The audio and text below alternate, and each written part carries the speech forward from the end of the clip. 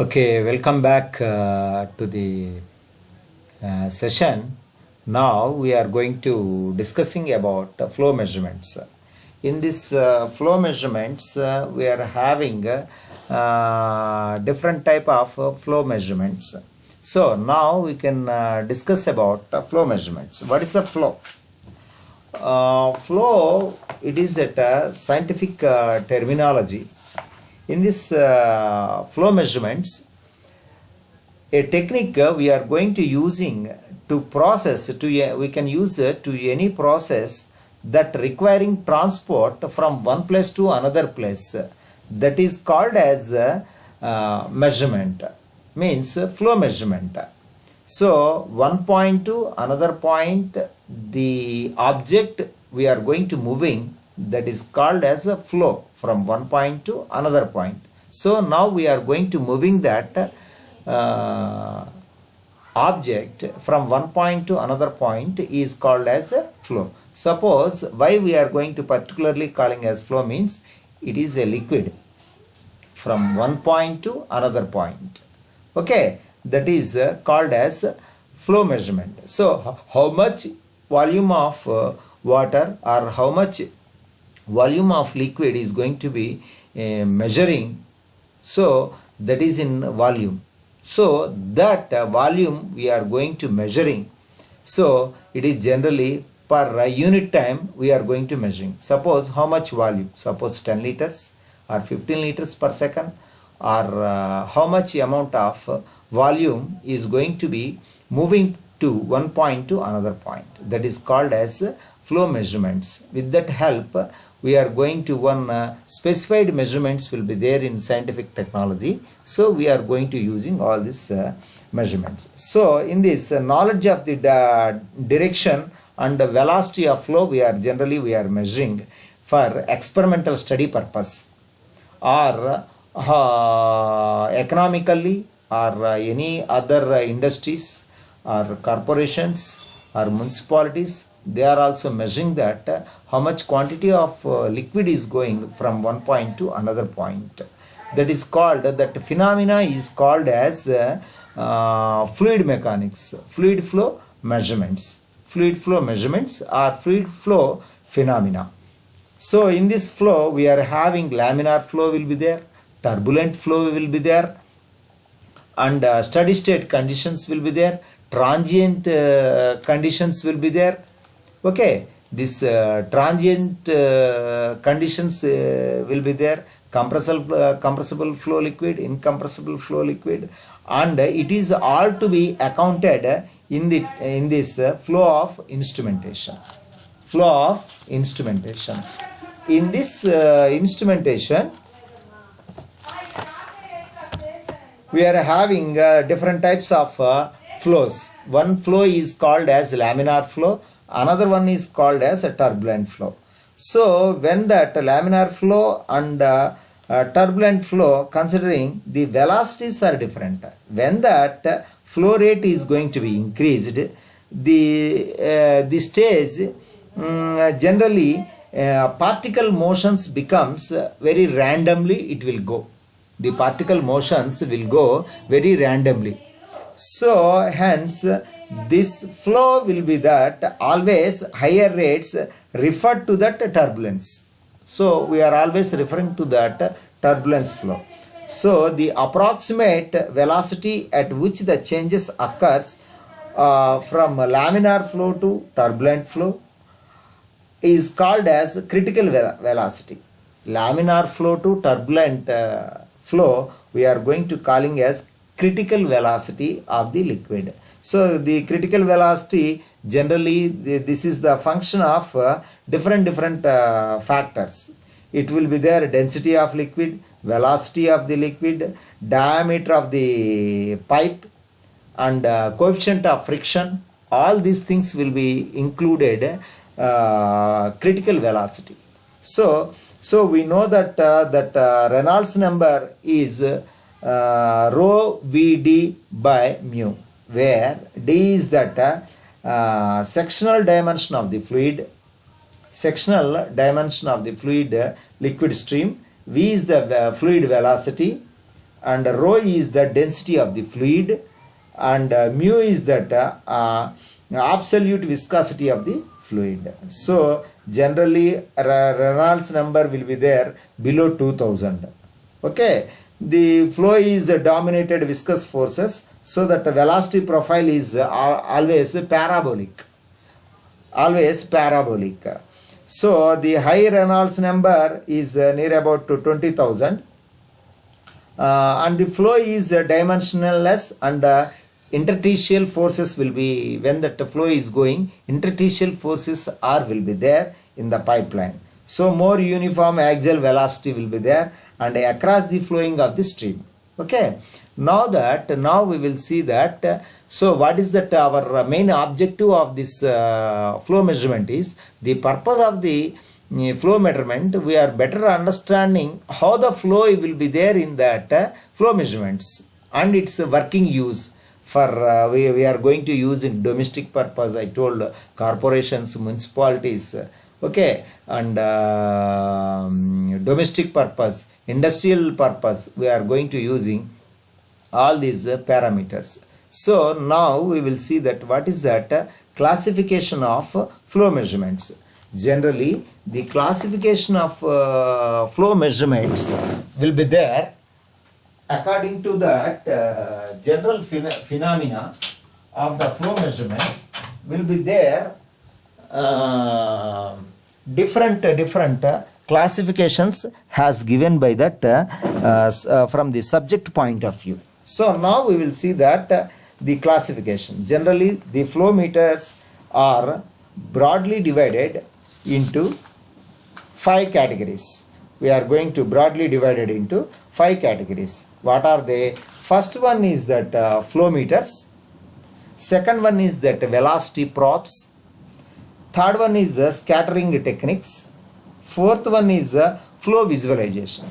In that first one, flow meters. What are the, our subject is related to flow meters. Even though classifications we have to see that. So what is that flow meters? First flow meter is that orifice meter. Second one is venturi meter. Third one flow nozzles and variable area meters and turbine flow meters and magnetic flow meters. Now we will see that in this chapter rotameter and magnetic flow meters we will see. And another one is that second category, velocity probes. What is that velocity probes? Again we are subdivided into 2 categories. One is that total pressure tubes. Second one is that static pressure tubes. Third one is that scattering techniques. In that scattering techniques, again we are subdivided into laser Doppler anemometer and ultrasonic anemometer and flow. Fourth one is flow visualization techniques. So in flow visualization techniques, we have again subdivided into parabolic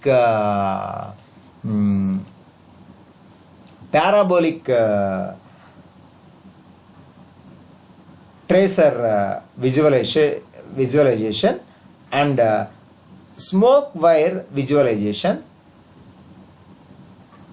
dye injection type, laser induced fluorescence and digital image processing. So these are the different types of the flow meters. Now we will see that first one we are having flow meters. In that flow meters we will see that rotameter. So rotameter is that one of the simplest form of to measure that flow of the liquid. So what is the history of this one? And working principle of rotameter and construction of rotameter and working of rotameter, and we will see that graphs and what are the advantages and disadvantages and uses. So now we will see that what is the history of this rotameter. The history generally it is found in German scientist. His name is Kupras. He belongs to German. He belongs to German country, and in the century of 1908 he found it. So another one person is also invented in 1909. His name is Flex Meyer. Commercial potentiometer he found out. And another Coopers invented his own special shape rotameter with the with including that meter is included with the glass tube. So that is another type of rotameter. Next we will see that what are the rotameter. What is a rotameter? We are going to using this device to measure the flow of liquid. When the flow is going to be raised, so that needle or tapered needle will go up and down in vertical tube. So it is depending upon height and rate of flow. It is going to be connected to the tube to that rotameter. Okay, that is the thing. Next one.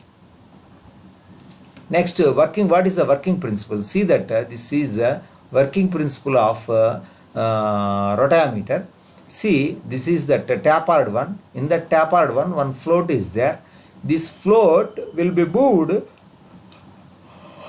up and down from bottom to up. When the flow is going to be raises, the float will be go up. When the flow is going to be decreases, the flow will come down. Due to that gravity, it will come down. Due to that buoyancy flotation force, it will go up, that force. So that is that working principle of rotameter. So variable this thrust force, up thrust force will be there, and down thrust force will be there. So the principle is very simple. Up thrust force is exerted by that fluid and force of gravity. One is that gravity, it is going to be down, and another one is force due to thrust force, it is going up. So now we will see that simple rotameter. See that this is the float will be there. Either it is manufactured brass or steel or any nylon materials, graduated tapered glass, it will be there. See that very sectional, we can see that measurement, how measurement will be there. We are arranged over here one scale over there. This is a tapered float. In this tapered section, the float is going to be moving up. This tapered will be there. From this tapered edge, we are going to measuring that flow. So downwards also thrust force will be there, and from downwards flow, the flow is entering into the tube. From downwards, thrust force will be developed. When that force is going to be decreased due to gravity, this float is going to be coming down. Okay. So now, what is that float? The float is generally different materials. I told, either aluminum, glass, or plastic, or steel. Okay, different materials we are going to using, and we are streaming that. And stainless steels also we are going to using. Float shapes will be the generally we are having different application, different shapes we are going to using. For small floats, generally we are going to using spherical flows. Okay, now we will see that what are the different floats shapes we are can we observe over here. Okay, next, here you can see that rotameter, two forces will be there. Upthrust force will be there, and gravity force will be there, and angular space will be there, and whenever equilibrium established, force due to the rest. Fluid enters a tapered tube and it will be due. Two forces acting in this case. Second one, so two forces will be there. Upthrust force, buoyancy force, weight of the float, that is the one of the force, and the annual force also will be there. It will be increases when the equilibrium is to be established, force comes to the rest. Okay, thank you. We will discuss in the next class.